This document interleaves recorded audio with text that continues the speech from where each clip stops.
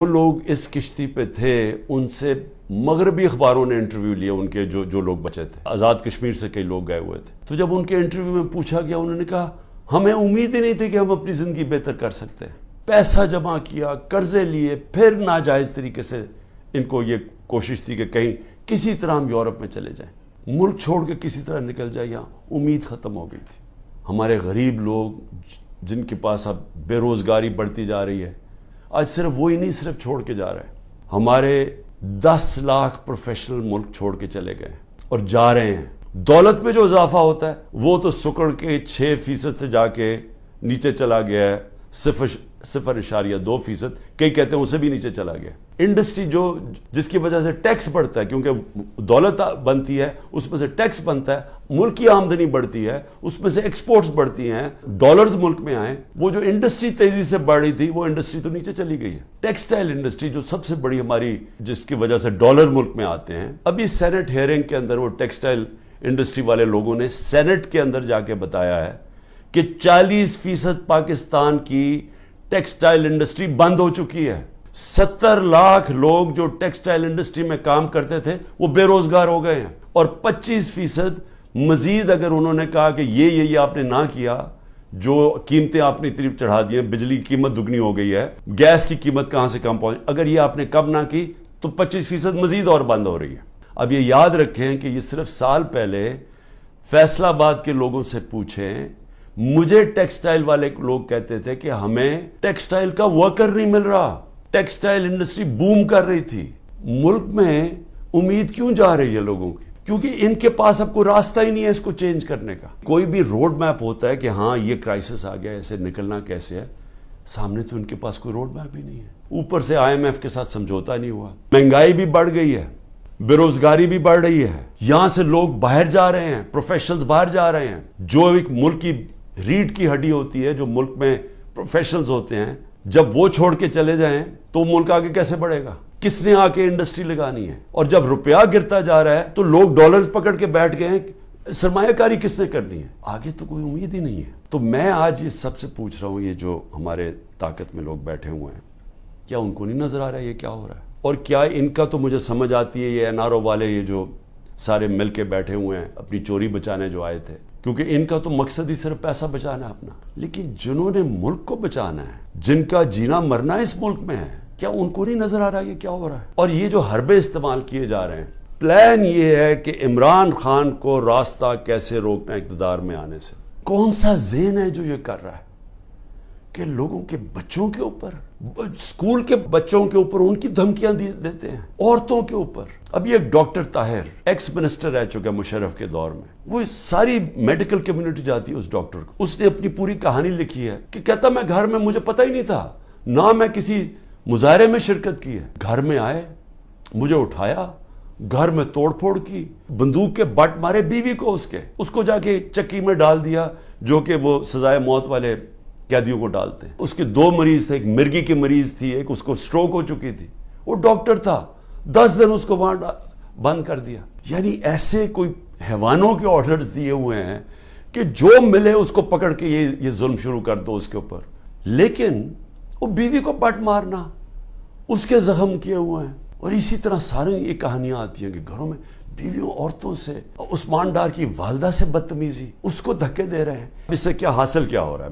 میرا یہ اگلا سوال ہے۔ 400 ہمارے ٹکٹ ہولڈرز پنجاب میں جن کو میں نے ٹکٹ دیا، تقریباً 400 ہیں، 40 صرف چھوڑ کے گئے ہیں، سب گھروں سے باہر ہیں، سب کی بزنسز کے اوپر اٹیک کر رہے ہیں، رشتہ داروں کے اوپر اٹیک کر رہے ہیں، بچوں پہ کر رہے ہیں کہ انہوں نے بچے باہر بھجوا دیے، لیکن وہ چھوڑ نہیں رہے۔ تو سوال میں یہ پوچھتا ہوں کہ یہ جو ظلم کر رہے ہیں اس سے کیا فائدہ ہو رہا ہے؟ جو بھی یہ پالیسی کر رہا ہے نا، اس پہ کوئی عقل نہیں ہے، اس کو کوئی پالیٹکس کی نہیں سمجھ، اس کو تاریخ کی نہیں سمجھ، وہ زیادہ پڑھا لکھا آدمی نہیں ہے، یہ کوئی احمق یہ چیزیں کروا رہا ہے سوائے نفرت کے بڑھنے کے اور یہ ظلم کرنے کے۔ اس سے فائدہ کیا ہو رہا ہے؟ کیونکہ لوگ تو چھوڑ نہیں رہے، جو چھوڑ کے گئے ہیں، آپ نے یہ نہیں، مجھے نقصان نہیں پہنچایا جو چھوڑ کے گئے ہیں، آپ نے ان کے کریئر ختم کر دیا، آپ ان کی پالیٹکس ختم کر دی ہے، جو چھوڑ کے گیا اس کی پالیٹکس ختم ہے۔ اور یہ سوال پوچھیں گے کیوں نہیں چھوڑ کے جا رہے ہیں؟ ان کو پبلک کا پتہ ہے کہ جس وقت وہ چھوڑ کے گئے پبلک ان کو ووٹ نہیں ڈالے گی، ان کو بھی پتہ ہے، لیکن ان کے اوپر فائلیں بنائی ہوئی ہیں، کئیوں کو چھوڑ دیا جو چلے گئے ہیں۔ قتل کا کیس میرے اوپر کر دیا, میری بہن کے اوپر کیس کیا ہوا ہے اینٹی کرپشن نے, 6 ارب کی زمین لیا میں لیا اس نے جب میں پرائم منسٹر تھا. یعنی ایسے ڈفر ہیں لوگ. اس نے چیک سے پیسے دیے تھے, اور پیسے کتنے تھے؟ 6 کروڑ کی زمین تھی, 75 لاکھ اوپر ٹیکس دیا ہوا ہے. وہ چیک سے سارا دیا ہے, وہ چیک کے نمبرز ہیں, چیک کی ڈیٹ ہے. وہ میری بہن نے وہ کب یہ پراپرٹی خریدی؟ جب حمزہ شریف پنجاب کا چیف منسٹر تھا, میں پرائم منسٹر ہی نہیں تھا تب. تو اب سوچ لیں کہ یہ کس سطح کے اوپر پہنچ گئے کہ 160 کیسز ہو گئے میرے پر. کیا میں پیچھے ہٹ گیا ہوں؟ کیا میں پیچھے ہٹ جاؤں گا؟ میں تیار بیٹھا ہوں, چل میں جیل چلا جاؤں گا, ڈسکوالیفائی کر دیں گے مجھے. اتنے کیسز ہیں, کبھی بھی کر سکتے ہیں. اس سے کیا ہوگا؟ کیونکہ آپ کو پالیٹکس کی سمجھ نہیں ہے.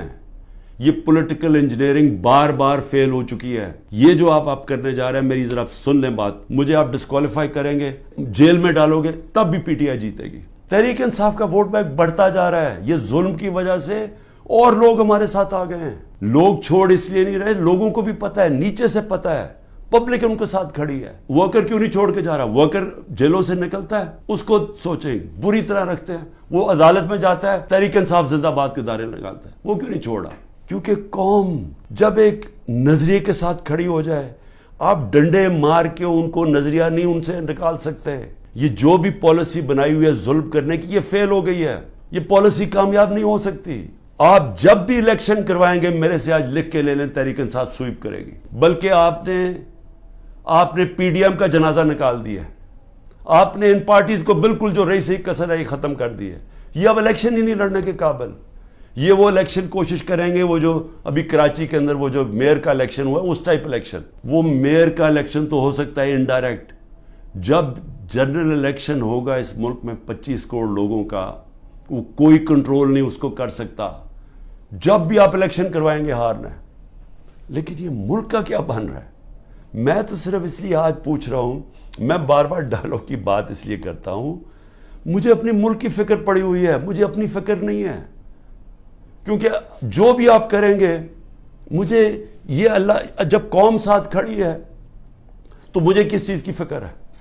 لیکن ملک کی فکر ہے. یہ جو بات کی خواجہ آصف نے اوورسیز پاکستانی کی, یہ میری بات یاد رکھنا کہ جب بھی یہ ملک انشاءاللہ ایک دن ہم کھڑا کریں گے, اوورسیز پاکستانیز کے کندھوں کے اوپر کھڑا ہوگا.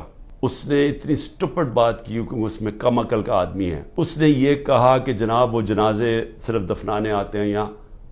اس کو یہ نہیں پتا کہ جب خواجہ آصف اور نواز شریف اور زرداری جیسے لوگ اس ملک کے اوپر بیٹھے ہوں گے تو وہ اس ملک کے اندر کبھی اپنا پیسہ انویسٹ نہیں کریں گے, سرمایہ کاری نہیں کریں گے.